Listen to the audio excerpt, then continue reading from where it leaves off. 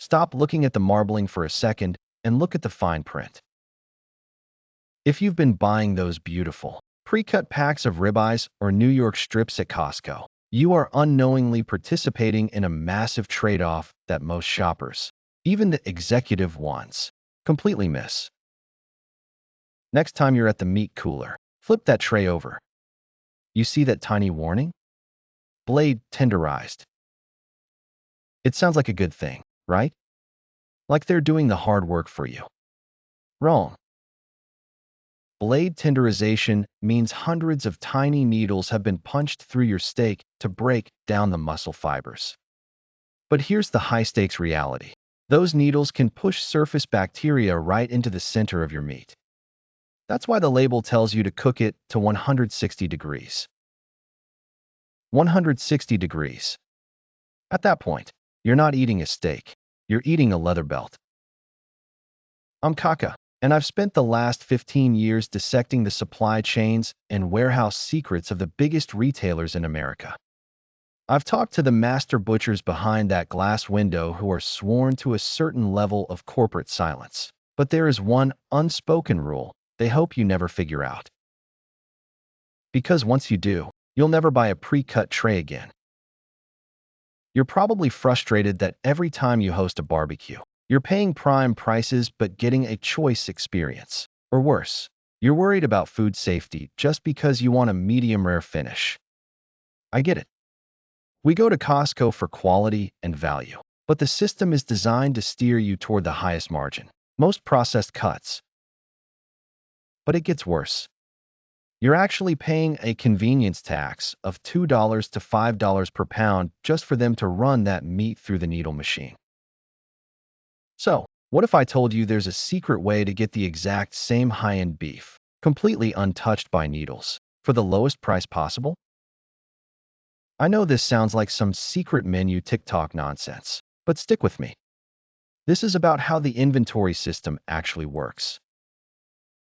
If you're finding value in this deep dive into the Costco meat world, hit that subscribe button right now. I'm pulling back the curtain on the entire warehouse, and you don't want to be the only one left paying full price for needle-punched beef. The secret isn't on the shelves. It's behind the door. You see, those butchers aren't just cutting meat all day. They're processing what we call primals. And the unspoken rule starts with a single word you need to say at that little sliding window. Are you ready to stop being a shelf shopper and start being an insider? That one word you need to memorize is primal. Actually, let's be more specific. You're looking for the cryovac subprimal. If you walk up to that sliding glass window and ask the butcher for a whole subprimal of ribeye or New York strip, you've just bypassed the entire mechanical tenderization process.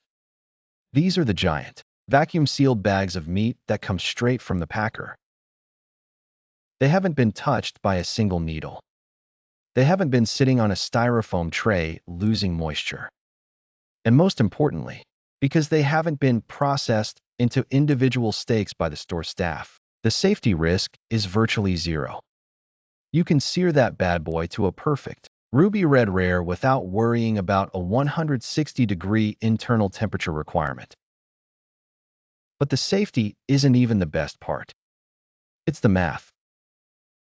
When Costco butchers take a subprimal out of that bag, they have to trim the fat, slice it into uniform steaks, and package them. You are paying for that labor. Typically, you'll see a price difference of $2 to $5 per pound between the whole subprimal and the pre-cut steaks. Think about a 15-pound ribeye subprimal. At a $4 per pound discount, you just saved $60 on a single bag of meat. That literally pays for your entire annual Gold Star membership in one trip. Now, you might be asking, Kaka, if I buy a 15-pound hunk of beef, what am I supposed to do with it? I'm not running a steakhouse. Here is the secret the warehouse doesn't advertise. Many Costco locations will actually sell you these whole bags right out of the case. But if you don't see them, just knock on the glass. But it gets even better.